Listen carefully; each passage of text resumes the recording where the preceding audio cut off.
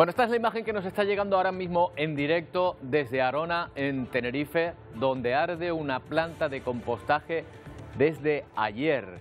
Las columnas de humo todavía se observan, son evidentes, señal de que todavía hay fuego activo en el interior de esta planta y vemos incluso algunas llamas vivas en ese punto. Es una planta de compostaje donde está siendo muy difícil controlar las llamas. El contenido, sobre todo en gases y en componentes de esa planta, es muy inflamable. ¿Qué tal? Buenos días. Fuera de nuestras fronteras se abre otro frente de guerra derivado del conflicto entre Israel y Hamás. Estados Unidos y el Reino Unido han comenzado a bombardear objetivos hutíes en Yemen. Los aliados buscan cortar de raíz los ataques a los barcos que navegan por el Mar Rojo y que amenazan el comercio mundial. ¿Cuál será la respuesta de los hutíes y sus aliados?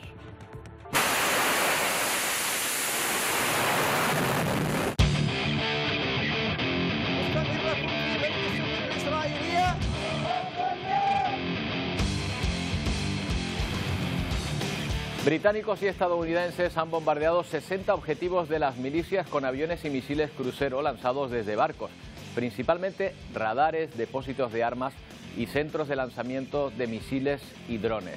Un paso más hacia la extensión del conflicto de Gaza y que podría implicar a Irán, que patrocina a los rebeldes hutíes, y también a los terroristas de Hamás. Desde que estalló el conflicto en octubre, al menos 27 barcos mercantes han sido atacados en el Mar Rojo. Y enseguida nos vamos hasta esa zona del mundo, pero antes volvemos mucho más cerca con ese incendio que consume desde ayer una planta de compostaje en Arona, en Tenerife. Gemma Padilla, ¿cómo ha evolucionado el incendio esta mañana? Buenos días. Buenos días, Roberto. Pues fíjate, seguimos aquí desde primera hora de la mañana y la evolución es la misma. Esas grandes columnas de humo que pueden ver justo detrás de mí, esas montañas de compost ardiendo, lo han hecho durante toda la mañana y parece, la previsión es que sigan así, que lo hagan durante días. Trabajan sin destajo aquí 20 medios terrestres, también 2 medios aéreos, y lo han hecho durante toda la mañana porque, como ven, es bastante ese material inflamable, esas grandes columnas de humo. De momento, la dirección del viento se dirige como hacia zonas altas de Granadilla, de Arico, esa parte montañosa de la isla de Tenerife, así que no preocupa especialmente. También podemos contarles que ayer fueron desalojados 2 refugios muy cercanos de animales que se encontraban aquí en la zona, y precisamente hace unos minutos llegaban los propietarios, los dueños de uno de esos refugios, pidiendo y diciendo que había algunos de esos animales, algunos perros sueltos, y que estaban intentando cogerlos, pero pues entendemos que esos perros, esos animales están asustados pues por esas llamas, ese ruido. También ven ahora mismo ese helicóptero cargando y descargando agua continuamente, por lo que entendemos esos animales están asustados, así que se pide esa colaboración ciudadana para poder encontrar a esos animales. No preocupa especialmente la situación porque parece que se seguirán quemando esas montañas de compost durante varios días. Lo importante, nos dicen, es que esté controlado, que se mantenga acotado el incendio en esa zona, y mientras pues seguirán, como no, trabajando esos medios aéreos y también terrestres aquí en esta zona de Parque de la Reina, en el sur de Tenerife. Bueno, pues así está la situación en este punto, al que volveremos a lo largo de la mañana para contarles cómo sigue ese incendio. Nos vamos más lejos, hasta Ecuador, donde siguen los ataques violentos de las bandas criminales. Nos cuenta la última hora desde Guayaquil, Luis Alfredo Zúñiga. Es lamentable, pero la violencia continúa en Ecuador e incluso ya ha alcanzado el oriente del país. En la ciudad de El Coca, en la provincia de Francisco de Orellana, la noche de este miércoles se registró el incendio a una discoteca por parte de 2 hombres en moto. Según lo ha informado la Fiscalía, este hecho ya ha dejado víctimas, un total de 3 personas fallecidas y 11 heridos. Además, varios locales aledaños sufrieron varios daños materiales. Ya en la región costa, específicamente en la provincia del Oro, que limita con nuestro país vecino Perú, hubo 4 atentados en menos de 1 hora. Finalmente, aquí en Guayaquil hubo varias intervenciones policiales y militares. En total hubo 23 detenidos, es lo que han informado las autoridades hasta el momento. Aplausos en agradecimiento a las fuerzas de seguridad que continúan con su operativo antiterrorista por distintos puntos del país. En la provincia de Chimborazo, los registros de las últimas horas han dado sus frutos. 4 detenidos, estamos con un arma de fuego, una granada tipo limón y vamos a continuar todavía con el operativo. Todo apunta a que se trata de miembros de un grupo terrorista. En las últimas horas, en la subzona de Guayas, una de las organizaciones más conocidas, Los Lobos, ha sido desarticulada con la detención de 14 de sus miembros y la incautación de armas de fuego y material explosivo. También hemos encontrado estos panfletos que estaban siendo distribuidos que hacían alusión a que se levante el pueblo en contra del gobierno y haciendo alusión a amenazas al señor presidente de la República. Intervenciones conjuntas entre la Policía Nacional y las Fuerzas Armadas que procedieron a detener a numerosos miembros de otras bandas terroristas en el sector de Guasmo, también en Guayaquil. En el lugar se procedió a la desarticulación de la organización terrorista que es integrada por el grupo de Los Lagartos y Mafia 18. El número de detenidos ronda los 400 como balance de 2 días de intenso operativo de seguridad que se extiende por prácticamente todo Ecuador, potenciando la vigilancia en las fronteras. Tampoco disminuye la violencia en las cárceles, donde hace tiempo que las propias bandas han tomado el control. Los presos mantienen además a funcionarios secuestrados en al menos 7 de estos centros. La Fiscalía procesó por el delito de evasión a 4 reos que fueron recapturados en Esmeraldas, tras fugarse de ese centro de rehabilitación social el pasado 9 de enero. La noche de este miércoles se registró una nueva balacera, según el Servicio de Atención a Privados de Libertad SNAI. Allí los presos dispararon contra elementos de Fuerzas Armadas que estaban en el perímetro externo. En esa cárcel, aproximadamente 12 personas siguen retenidas desde el pasado martes. En la cárcel de Bellavista, en Santo Domingo, se registró la fuga de 3 presos que estaban en el pabellón de mínima y máxima seguridad. Asimismo, 3 guías penitenciarios no aparecen, por lo que se presume que habrían ayudado a los reos para su escape. Según el SNAI, este miércoles también se reportaron incidentes en la cárcel del Oro. Y en la cárcel de Turi, en Cuenca, se logró la liberación de 2 agentes penitenciarios. En total, 155 guías y 20 funcionarios administrativos se encuentran retenidos en 7 cárceles. Bueno, volvemos a nuestro país, donde el gobierno y los sindicatos han abordado una nueva subida del salario mínimo sin el apoyo de la patronal, un 5%. La subida deja, por tanto, el salario en 1.134 euros brutos en 14 pagas.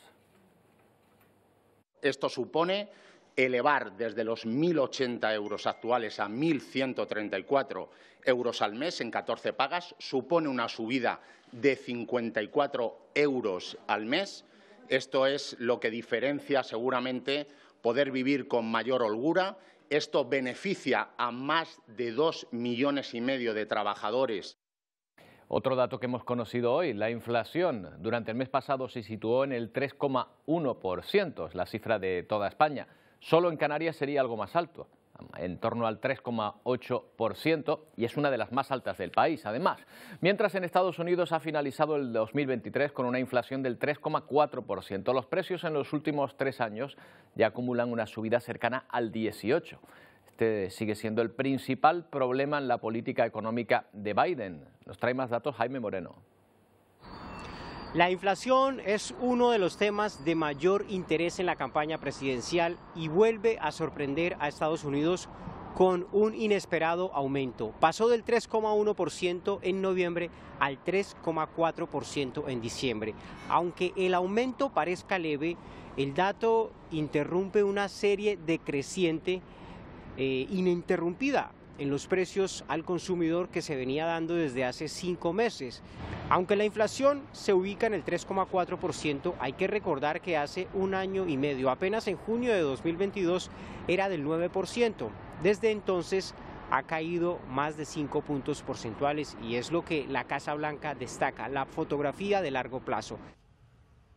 Pero si hablamos de inflación, ninguna como la Argentina, que sigue sumida en la mayor crisis inflacionista de su historia, ante la que se están tomando medidas drásticas desde el nuevo gobierno de Javier Milei. Por lo pronto, Milei se ha apuntado tanto, ha llegado a un acuerdo con el Fondo Monetario Internacional que volverá a dar crédito al país. En la calle los ciudadanos siguen apretándose el cinturón. Susana está jubilada, acude al mercado y allí rebusca los mejores precios de la carne y de las frutas, pero se ha vuelto misión imposible. Has ido eliminando cosas que te alegraban un poco la vida, ¿no es cierto? Además yo ya soy una mujer grande, yo no lo voy a ver al país como me gustaría verlo. Que sube esto, que sube lo otro. Estamos tan acostumbrados que... Es la realidad que viven los argentinos que se enfrentan a la mayor inflación de su historia mientras cuentan sus billetes para superar cada jornada. Y esta situación pone en riesgo costumbres tan arraigadas como el asado. No, imposible, porque entre el asado, las verduras, qué sé yo, mínimo éramos 4 o 6 personas, hoy no lo puedes hacer. Y ahora tenés que estar mirando cuánto. Lo que comprabas 1 kilo, ahora comprar 3 papas para que no se te echen a perder, 4 papas, sí. 1000. Y le decís 3000 y es lo mismo. Y esto no solo ocurre en el mercado, los carburantes, la luz. Y mientras sube el precio de las cosas, las pensiones y los salarios se mantienen a la baja. El recién estrenado presidente Javier Milei busca reducir la inflación con duras medidas. Sin embargo, aún falta mucho para vislumbrar un posible resultado.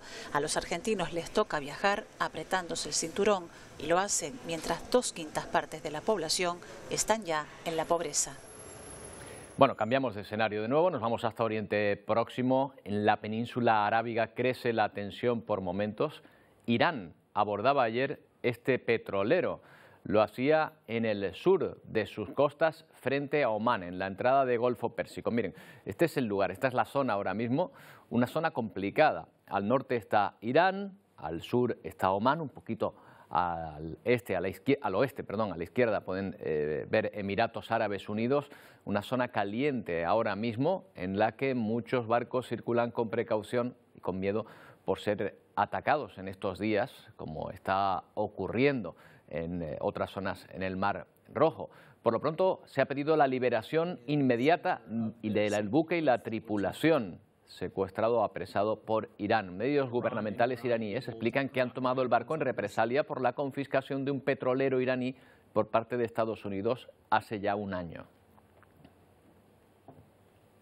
El caso es que esta acción viene a echar más leña al fuego. Hasta ahora, donde sí se habían producido ataques y secuestros a petroleros y mercantes, era más al sur, en el Mar Rojo, por parte de los hutíes de Yemen, también aliados de Irán. Esos ataques amenazan a la navegación por el canal de Suez. La respuesta de la coalición internacional se ha dado esta madrugada. Estados Unidos y Reino Unido han bombardeado hasta 60 objetivos hutíes en Yemen. Desde el mar y desde el aire, Estados Unidos y Gran Bretaña han contraatacado duramente ante las continuas agresiones de los hutíes a buques comerciales marítimos en el Mar Rojo. La escalada de violencia continúa en aumento en esta zona. Los ataques parten desde Yemen y siguen generando inseguridad en el canal de Suez. Anoche, los norteamericanos atacaban radares, instalaciones militares y otros puntos claves para el grupo de tendencia islamista. Dañaron 60 objetivos con 73 ataques. Hace unas horas eran los hutíes, tras sufrir 5 bajas, los que hacían uso de sus misiles. Ya lo había advertido uno de sus líderes. No dudaremos, si Dios quiere, en hacer todo lo que podamos. Cualquier agresión estadounidense nunca quedará sin respuesta, afirmaba públicamente. El conflicto está provocando el desvío de muchos buques hasta bordear el continente africano. El traslado de productos se encarece al navegar más millas, pero el conflicto en el Mar Rojo no entiende de números. Parapetados en su deseo de apoyar a Hamás en su guerra contra Israel, las fuerzas hutíes lanzaban esta misma mañana una andanada de misiles cruceros y balísticos contra buques de guerra de Estados Unidos y del Reino Unido en respuesta. Hemos sufrido 5 bajas, confesaba este líder hutí. Estos ataques no nos asustan, somos muyahidines y gastaremos todo el poder que tenemos, advertía este residente de Saná. Es la crónica de un conflicto cuya gravedad aumenta con el paso de las horas. Bueno, hablamos con Fernando Cocho, analista de inteligencia, experto en seguridad nacional. ¿Qué tal, Fernando? Buenos días. Hola, buenos días. Bueno, el miedo a que se extienda el conflicto se está viendo en ejemplos como este, el conflicto en Gaza, quiero decir, porque claro, esto implica a muchos países alrededor y un ejemplo es lo que está pasando ahí en Yemen. Bueno, este conflicto ya lleva alarmado más de una década. Proviene, voy a ser muy breve, proviene de cuando se volvió a la reunificación de Yemen del Norte y Yemen del Sur, siendo que en el Yemen del Sur, con la capital de Saná, eran de origen chií, mientras que los otros no eran chiíes, eran sunís apoyados por Arabia Saudita. Entonces, a los chiíes les apoya Irán y a los sunís les apoya Arabia Saudita desde hace más de 10 años que entran en conflicto. Lo que ocurre ahora es que las piezas, los peones geopolíticos de ambas partes están intentando jugar una baza para debilitar al lado contrario. Es decir, los peones que son Hezbollah y los hutíes por parte de Irán intentan desestabilizar los aliados, por otro lado, de Estados Unidos, que son evidentemente Gran Bretaña, Egipto y, en este caso, Israel. Y el que más pierde en este caso es Egipto, porque está perdiendo miles de millones de euros por el problema de no poder pasar fácilmente por el estrecho de Suez esas mercancías, y encarecerá, por tanto, la ruta de transmisión, la cadena logística, etcétera.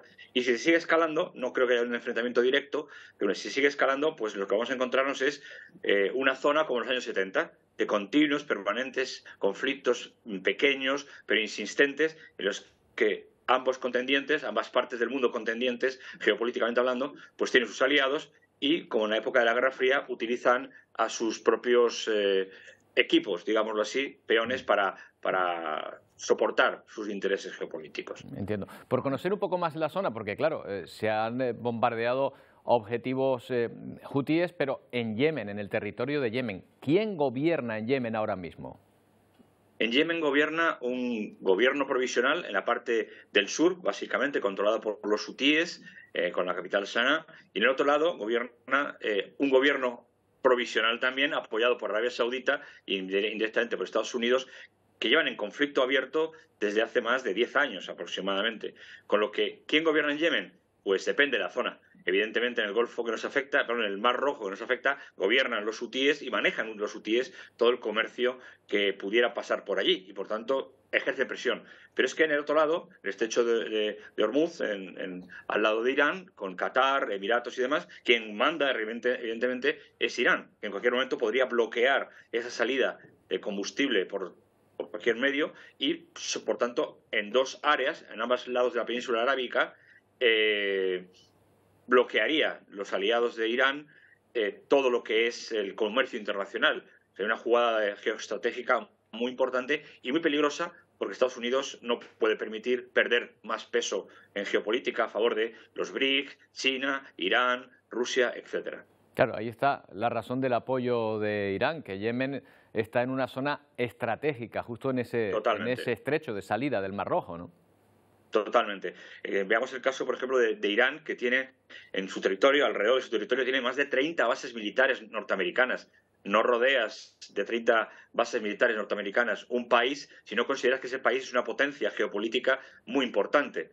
Entonces, si vemos el eje entre Rusia, Irán y los BRICS, los países emergentes, vemos que ya no es una hegemonía absoluta la que tiene Estados Unidos en el mundo y también en el ejército, sino que ya está viendo otros jugadores internacionales, otros partícipes internacionales que hacen sus propias partidas y sus propias alianzas. En este caso, los hutíes son un mero acto instrumentalista, como lo es en su momento Hezbollah o Hamas u otros elementos.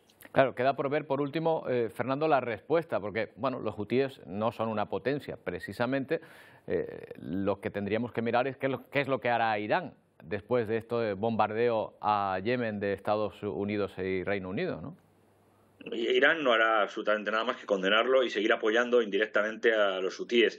Los hutíes no son una potencia militar, pero llevan 10 años aguantando una guerra con una potencia militar muy importante, que es Arabia Saudita, que no ha conseguido doblegarles. Por tanto, no es bueno despreciar al enemigo pequeño cuando el enemigo pequeño, aunque parezca una mentira, está bastante bien armado. Tiene misiles de crucero, misiles antibuque, tiene helicópteros, tiene drones, por tanto no son 4 desarrapados que estamos acostumbrados a pensar que lo son. Son gente que está preparada militarmente. Evidentemente, si Estados Unidos entrara directamente en Yemen, podría haber un problema muy grave, porque evidentemente contra Estados Unidos no podrían ganar. Pero eso significaría, en la ley internacional, la invasión de un país y una guerra abierta. Y eso no va a ocurrir tampoco. Bueno, tremendo, Fernando. Parece que aquí cualquier país, por pequeño que sea, está armado hasta los dientes. Gracias por atendernos. Hasta los dientes. Ya te digo. Un placer. Gracias por atendernos. Nos vemos. Buenos días. Gracias. Bueno, mientras tanto, en la Franja de Gaza, una nueva noche de bombardeos deja más fallecidos entre la población palestina. Este jueves han enterrado a 4 cooperantes de la Media Luna Roja asesinados por el ejército israelí mientras socorrían a varios heridos. A este hospital de Al-Aqsa llegan las víctimas de uno de los últimos bombardeos del ejército israelí sobre Gaza. Este médico se lamenta de no poder hacer nada por la mayoría de ellos. No tenemos nada que ofrecerles, dice. Sin recursos está también la neurocirujana Abu Yami en este hospital de Khan Younis, donde además de trabajar se refugia con sus 2 hijos. Asegura que las bombas están dejando lesiones en los niños que nunca había visto. Entre los supervivientes, centenares de víctimas con grandes parálisis y sin movilidad. En el centro de Gaza entierran a los 4 cooperantes de la Media Luna Roja asesinados por el ejército de Israel mientras trasladaban heridos. Y en Cisjordania dan sepultura a un militante palestino tiroteado en su casa de Jenin por la policía israelí.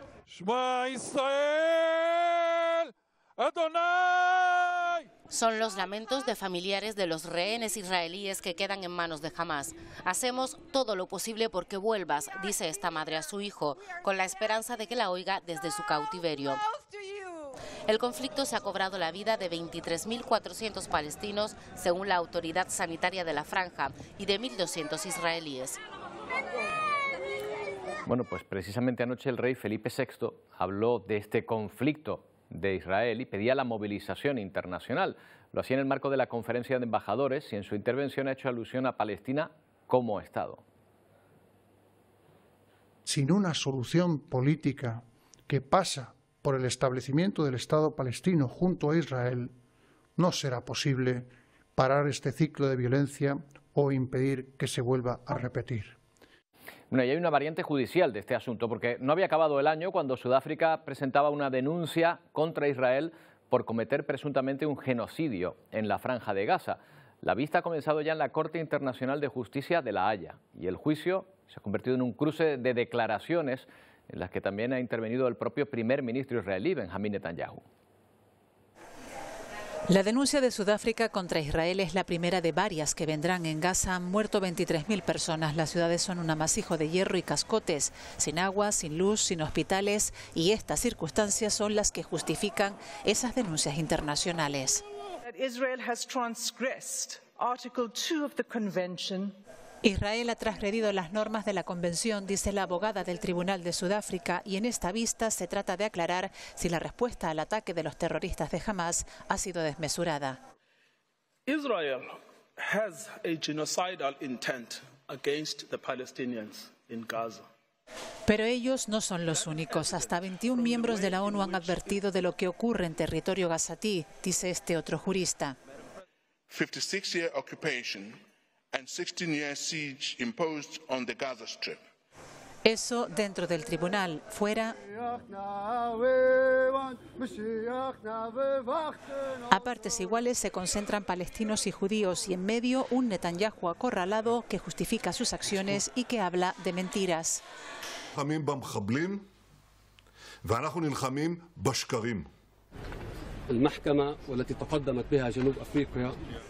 Y enfrente los representantes palestinos que aseguran que están ante un momento histórico, un bloqueo israelí que impide que entre comida, carburante, medicinas. Naciones Unidas dice que estamos ante una catástrofe humanitaria sin precedentes. Bueno, vamos a hablar de este proceso con Isidro Sepúlveda, es analista internacional. ¿Qué tal, Isidro? Buenos días. Hola, Roberto. Muy buenos días. Bueno, vamos a ir por partes. ¿Quién compone? ¿Qué es el Tribunal o la Corte Penal Internacional? La Corte Penal Internacional es el Tribunal de Justicia de Naciones Unidas y fue instaurado precisamente para mediar entre las posiciones de los Estados. Es decir, un Estado puede denunciar a otro Estado por la comisión de cualquier delito y para eso se tiene que reconocer el tribunal. El tribunal se ampara en el artículo 33 de la Carta de Naciones Unidas y tiene su jurisdicción entre aquellos estados que han firmado su adhesión a la Carta y al tribunal. Como Sudáfrica y el Estado de Israel han firmado su obediencia al tribunal, pues esta causa tiene razón de ser. Es decir, cualquier denuncia será atendida. Ahora hay que probarla, y probar el delito de genocidio, que es lo que Sudáfrica ha encarado, que es lo máximo, va a ser realmente complicado. Claro, a pesar de las aparentes evidencias, probarlo ante un tribunal, porque tienes que probar que hay una intencionalidad y que realmente se está realizando. Claro, porque no se trata de demostrar la muerte de inocentes ni los bombardeos indiscriminados que pudiera haber cometido Israel, sino que el Estado de Israel busca destruir total o parcialmente un grupo nacional. Creo que también puede ser para grupos étnicos, racial o religioso. No tiene que ser ese el tipo que lleve al tribunal a hacer una condena. Efectivamente, lo que Sudáfrica, por las primeras declaraciones de sus abogados, parece querer demostrar es que hay una intencionalidad y que hay una aplicación sistémica que induce a pensar que detrás hay una intención de desarrollar un genocidio, de cumplir con un genocidio. Bien es cierto que tanto el propio Netanyahu, por sus actuaciones y sus declaraciones, como los principales dirigentes de Israel han tenido manifestaciones en esta línea y que pueden ser tomadas como pruebas, y que el operativo militar montado sobre Gaza lógicamente también induce a pensar que hay una sistemática que podría conducir a un genocidio.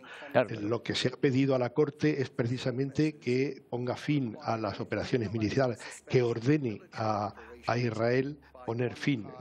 Posteriormente se podría probar y en este caso condenar al Estado de Israel. ¿Eso es potestad de este tribunal?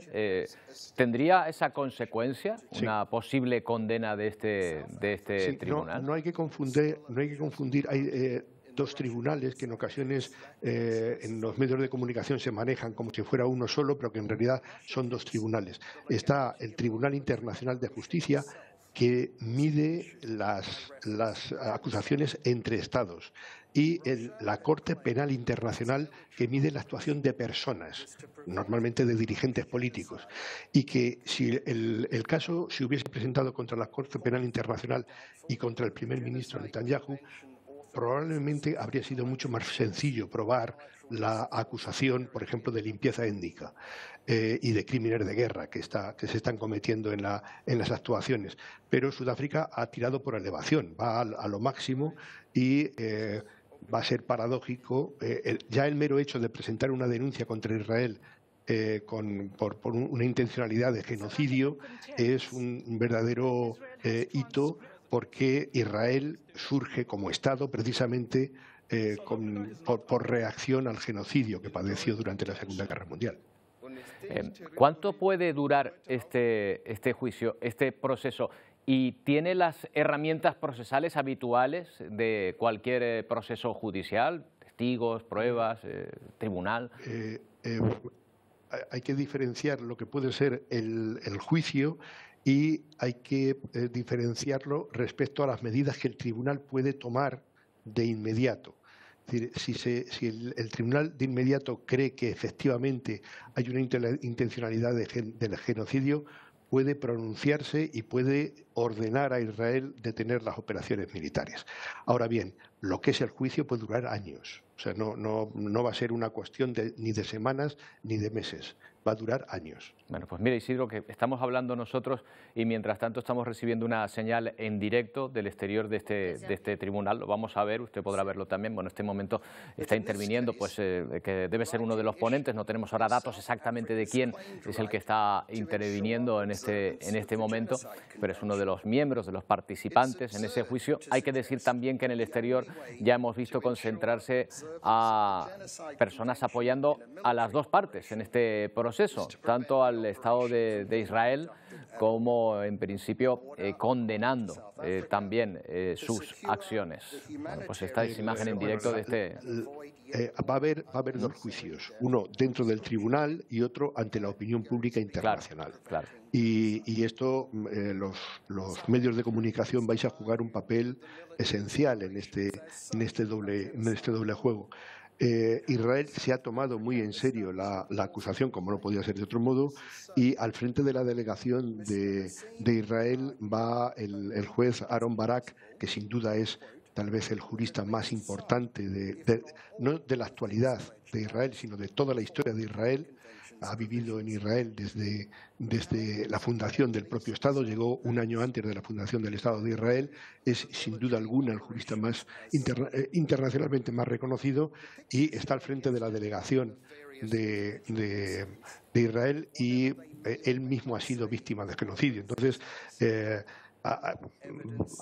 Israel lo va a apostar todo, exactamente igual que Sudáfrica ha tirado por elevación, ha ido a la acusación más grave que podía presentar ante el tribunal.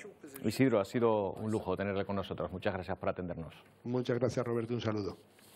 Bueno, la migración sigue siendo noticia. Durante la pasada madrugada llegaron a Tenerife 2 embarcaciones. La primera al puerto de los Cristianos. Se detectó y trasladó desde La Gomera. Son 123 personas. También en Tenerife, esta vez en Playa San Juan, en el sur de la isla, otra embarcación llegaba con 47 personas a bordo. Bueno, eso aquí en las islas donde continúa el flujo de migrantes. También en Estados Unidos.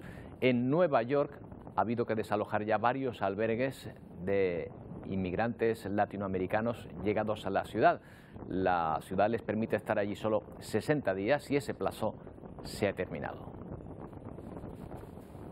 Cerca de 40 familias que vivían en albergues municipales como este en el Hotel Row en Times Square debieron desalojar luego de que se cumpliera la norma del alcalde que les da 60 días. Algunas familias ya solicitaron un nuevo refugio y otras ya encontraron otras formas de vivienda. Sin nada, te botan a la calle, tú sin saber a dónde ir, porque nosotros no tenemos embajada aquí, donde uno puede decir, mira, envíenme para Venezuela o envíame a mi país, no. Entonces, es un poco traumante porque, o sea, uno piensa en los niños. Los niños son los que pagan las consecuencias. Pues. La norma que le da 60 días a las familias y 30 días a las personas solas fue impuesta ante la cantidad de personas que sobrepasa el límite de espacio, según la alcaldía, lo que ha recibido críticas de organizaciones que piden mejor gestión administrativa. Hay muchas cosas en las que gastamos mucho dinero aquí y que no necesitamos, por ejemplo, los autobuses charter y los refugios. Todas estas son corporaciones privadas que las están administrando en este momento sin ganancias.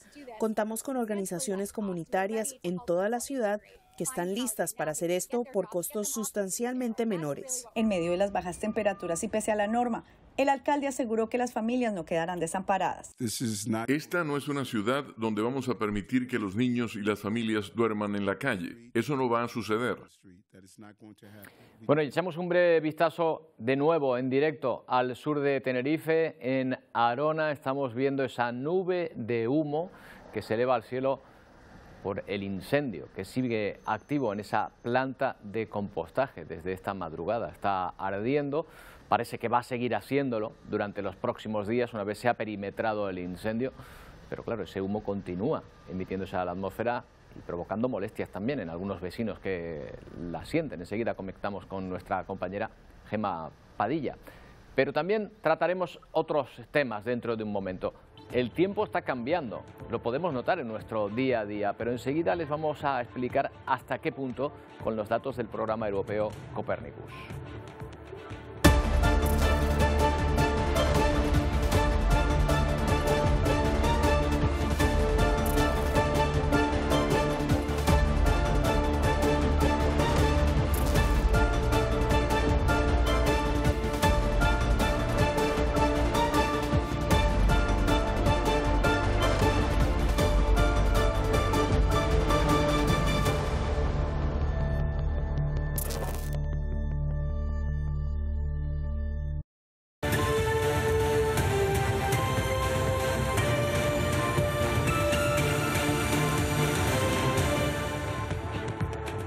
Llegados a este punto, volvemos a Arona, en la isla de Tenerife, donde sigue ardiendo la planta de compostaje. Nos habías dicho, Gema, buenos días de nuevo, que probablemente va a seguir ardiendo varios días, claro, con los problemas de humo que está generando, ¿no?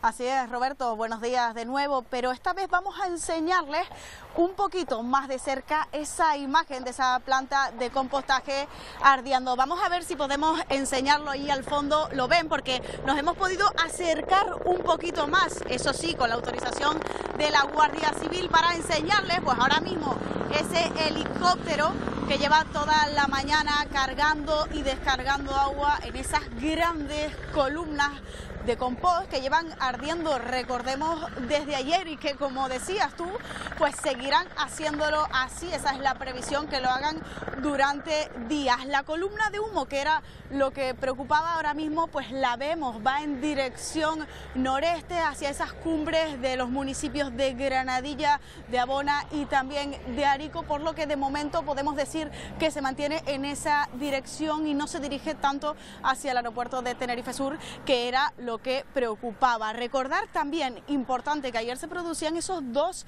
desalojos de 2 refugios de animales que están muy cerca de aquí, de esta zona de Parque de la Reina, y muchos de ellos, la mayoría, pudieron ser desalojados, pero algunos otros quedaron sueltos aquí. Entendemos que, claro, por ese miedo, por ese gran humo, también ese calor que producen estas llamas, y quedaron sueltos. Yo misma he podido ver algunos de esos perros pues un poquito más arriba en esta zona, pero como sabrán, como entenderán, no se acercan, se van corriendo, están asustados, así que se pide colaboración ciudadana desde ese refugio de Esperanza Sur para que se acerquen a esta zona y puedan encontrar a esos animales. Roberto, muy pendientes aquí de todo lo que ocurra para contárselo.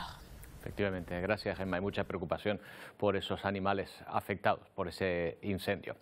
En Las Vegas, en Estados Unidos, ya lo saben, hay muchos casinos, pero también se pueden encontrar otras muchas cosas, además de imitadores de Elvis Presley o la suerte de las máquinas. Por ejemplo, una convención mundial sobre tecnología aplicada a la industria. Prepárense para ver las novedades más llamativas. Estos días, este es el templo mundial de los cachivaches. Hay dispositivos y curiosidades para dar y tomar. Los videojuegos vuelven a ser los reyes. También tenemos gafas, televisores y coches del futuro o ya del presente. El problema es no poder verlo todo aquí. Cada año que vengo solo veo el 20% y estoy aquí todo el día, dice este fan del Congreso. Voy a ver muchos productos conectados a inteligencia artificial. Hay pequeñas cámaras que estiman tu edad, salud y hasta tu actitud, agrega esta visitante. La automoción y la robótica copan buena parte de los expositores, artefactos que limpian piscinas o generan energía solar. Le presentamos a Adam, de profesión camarero, no parece que se le dé mal. Puede preparar muchas bebidas diferentes, desde té de boba, café hasta tragos de whisky y cócteles. Hijo pródigo de la inteligencia artificial, tiene más cámaras que el control de realización de Gran Hermano y ya tiene clientela fiel. Es genial, este es el café con leche de avellanas. El robot lo hizo todo solo, sabe muy bien. Ahí ven a otros colegas con otros desempeños, por ejemplo Samsung ha presentado a este otro androide. Aquí hay más, agarran cosas, mapean el mundo, lo que haga falta. Si nos calzamos ruedas, encontramos a Mercedes-Benz presentando un nuevo panel de control y un nuevo asistente virtual. VinFast vietnamita también ha lanzado una nueva camioneta eléctrica que, de fabricarse, habrá que esperar hasta 2026. Y ya para que el vídeo nos quede guapo, si se nos permite la licencia, está L'Oreal con su nuevo pincel automático para colorear. Good morning. It's me again. Yes, I'm at home coloring. Esta es Eva Longoria, su cara más visible, contando lo difícil que es maquillarse, pero que el problema se le acaba gracias a este cepillo de coloración automático. Un gadget para que nadie se duerma al volante, otro para la limpieza dental. Hay más oferta que en un chino y no es para menos. 232.000 metros cuadrados y 4.000 empresas exponiendo. Dan para mucho. Pero ¿cómo hemos podido vivir hasta ahora sin todos esos cachivaches? Es lo que me pregunto. Bueno, son Las Vegas. Seguimos en el continente americano, esta vez con otro tema distinto, el fuerte temporal de nieve que mantiene a 50 millones de personas en alerta. Se suceden estas tormentas de nieve y además se podrían alcanzar los 30 grados bajo cero en algunos puntos. Las tormentas de nieve y el fuerte viento provocan el caos en la mitad este de Estados Unidos. Así terminaban algunas viviendas en el estado de Maine. Y en Iowa se esperaba el pistoletazo de salida al año electoral con las primarias republicanas, pero las bajas temperaturas, alrededor de los 10 grados bajo cero, hacen pensar en una participación igual de baja. Ya está siendo bastante duro, dice este trabajador que no piensa en votaciones. En Washington, este ferry vio comprometido su trayecto, aunque afortunadamente solo trasladaba vehículos. Más de 50 millones de personas están bajo aviso porque lo próximo, dicen las autoridades, será un frente polar y fuertes vientos que mantendrán a buena parte del país en alerta durante todo el fin de semana. Tampoco se libran en Canadá, donde un frente polar del Ártico hace que la sensación térmica sea de 20 grados bajo cero en ciudades como Vancouver, y el viento ha obligado a las autoridades a pedir a la población que limite sus salidas. Bueno, Tarragona. El pantano de Riudecanes está al 3% de su capacidad. ¿Por qué les estamos enseñando este coche? Porque es un ejemplo de lo vacío que está el pantano. Han encontrado ese vehículo en el fondo, un vehículo que fue robado en 1977. Hasta ahora no se sabía nada de él y ha bajado tanto el nivel de agua que se ha podido ver de nuevo. Para que se hagan una idea, ¿eh? Problemas en Cataluña, también en Andalucía, en Campo de Gibraltar hay restricciones ya de agua nocturnas. Bueno, y atentos porque el programa Copernicus confirma la aceleración del calentamiento de la Tierra. Fíjense que los expertos se han marcado 1,5 grados de aumento de la temperatura para no llegar a un cambio climático irreversible. Pues bien, según Copernicus, en el año que hemos dejado atrás, hemos llegado al 1,48 grados, solo 2 decentésimas de ese punto. Carlo Bontempo, director del Servicio de Cambio Climático de Copernicus. ¿Qué tal? Buenos días. Buenos días. Carlos, tenemos que alarmarnos por este dato. El año 2023 efectivamente ha sido un año muy particular a nivel climático, que tuvimos, a empezar desde junio, tuvimos unos meses con una calor extrema. Y la verdad que cada mes a empezar con junio fue en su momento el mes con más temperatura de nuestras dadas. Decimos que nunca en nuestra historia vimos temperaturas tan altas.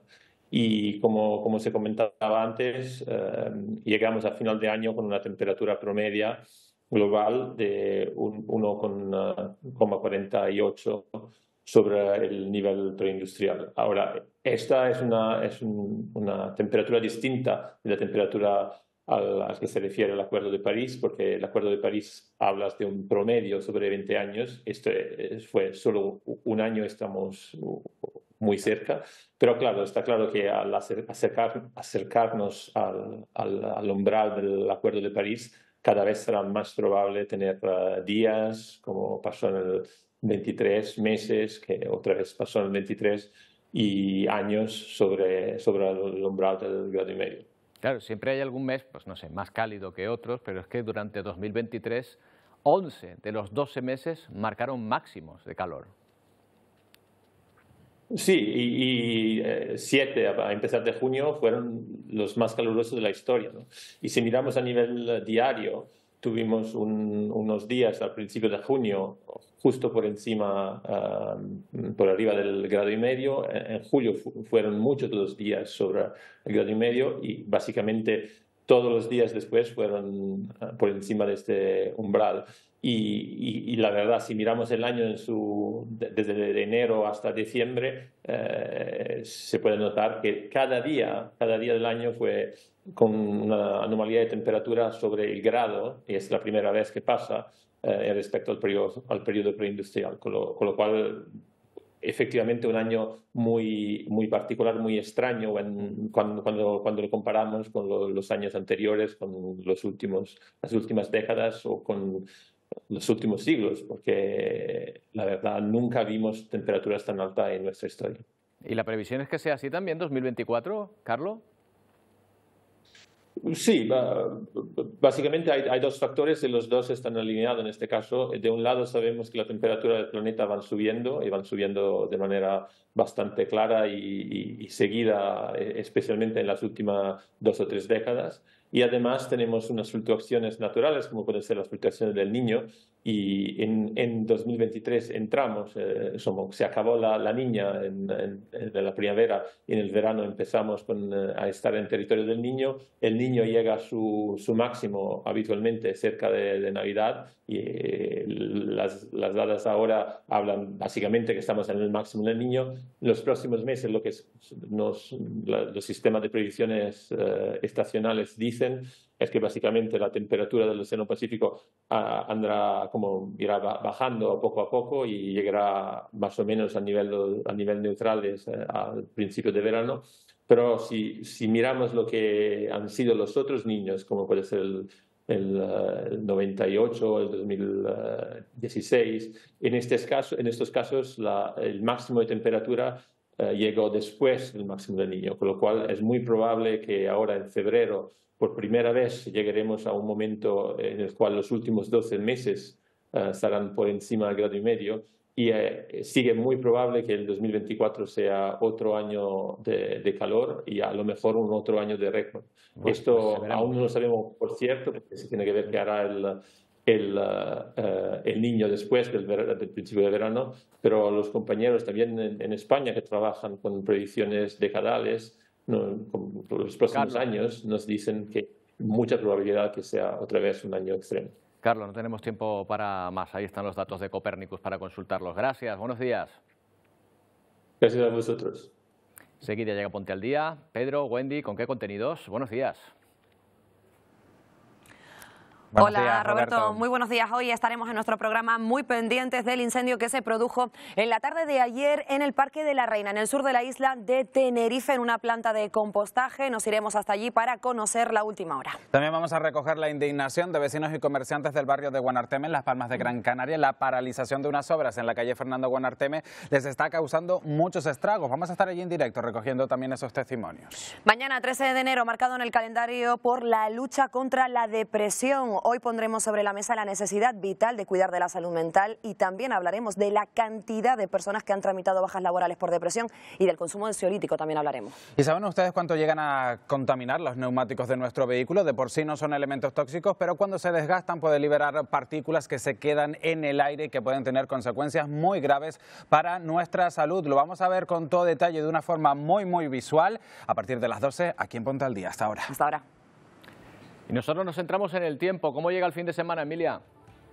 Buenos días, Roberto. Bueno, pues el fin de semana llega pues muy parecido a lo que hemos tenido en las últimas horas, con mucha nubosidad media y alta, con calima y con temperaturas que hasta ahora rondan los 30 grados en algunos puntos. Vamos a ver la imagen de satélite. De ahí tenemos a Hipólito, que efectivamente ya se desplaza hacia el norte. Está afectando hoy a la isla de La Palma, ha dejado cerca de 1 litro por metro cuadrado de agua, muy poca cosa, con cielos bastante despejados en general durante esta primera mitad del día, pero que se van a ir cubriendo durante la segunda mitad del día. Si lo vemos en la imagen del satélite en el canal visible, podemos observar como el cielo hoy está prácticamente despejado en Tenerife, en Gran Canaria, en Fuerteventura, en Lanzarote. Vemos que no tenemos esa imagen, en cualquier caso, ahí la tenemos, en cualquier caso ahí se puede ver como el cielo está bastante despejado, en las islas orientales, también en Gran Canaria, en Fuerteventura, con nubosidad de tipo bajo solamente en el nordeste de Tenerife o en la isla de La Palma, donde está dejando algunas precipitaciones débiles, con temperaturas que decía cercanas a los 30 grados en el aeropuerto de Gran Canaria, con viento que hace soplar del sur, nuevamente de suroeste en las islas occidentales y del sureste en las islas orientales. Poco va a variar. De momento nos mantenemos al margen de las posibles perturbaciones que se acerquen por el noroeste, con rachas de viento intensa. Vamos a ver la previsión en el modelo de lluvia. Hoy vamos un poquito más rápido de lo habitual. Vemos como ese sistema frontal básicamente va a afectar en los próximos días a La Palma y al Hierro, en mayor medida a la isla de La Palma y poco más. Así que para mañana sábado, ¿qué esperamos? Pues esperamos nubosidad media y alta, sobre todo en las islas occidentales, aún con posibilidad de alguna precipitación en la isla de La Palma y alguna gotita en la isla del Hierro, con un manto nuboso que se va a ir extendiendo hasta Gran Canaria, y en Fuerteventura y en Lanzarote también calima, además de esas nubes medias y altas también calima. Viento que va a seguir soplando con intensidad del suroeste en las islas occidentales y de componente sur en las orientales. Situación marítima, aviso, prealerta por estado de la mar combinada en el oeste de La Palma y en el Hierro, hasta mañana sábado hasta las 5 de la tarde. El domingo esperamos un panorama parecido, nubosidad media alta extendiéndose por todo el archipiélago, mejoran las condiciones para La Palma, calima nuevamente en Fuerteventura, en Lanzarote, temperaturas sin grandes cambios rondando los 24-25 grados y de nuevo a partir de este día el viento tiende a amainar, aunque seguirá soplando del sur y del suroeste. Roberto. Gracias, Emilia. Buen fin de semana. Buen fin de semana. Bueno, Bolivia ha celebrado su Festival de la Coca, de la hoja de coca, cuyo cultivo es legal allí, con el masticado tradicional de esta hoja muy imbricada en la cultura andina. Es el día de la Cuyico. La coca está considerada como sagrada. Su cultivo, como decimos, es legal hasta un máximo. Son 22.000 hectáreas en total las que se pueden cultivar. A esta planta se le atribuyen beneficios medicinales que ayudan, dice, a mitigar el cansancio y el hambre, sobre todo en las zonas más altas de este país. Se calcula que unas 100.000 familias dependen de este cultivo. Es el tercer productor mundial de coca después de Colombia y Perú. Con este festival les dejamos. Deseamos buen fin de semana y volvemos el lunes a partir de las 11 en una nueva edición de Atlántico Noticias. Adiós.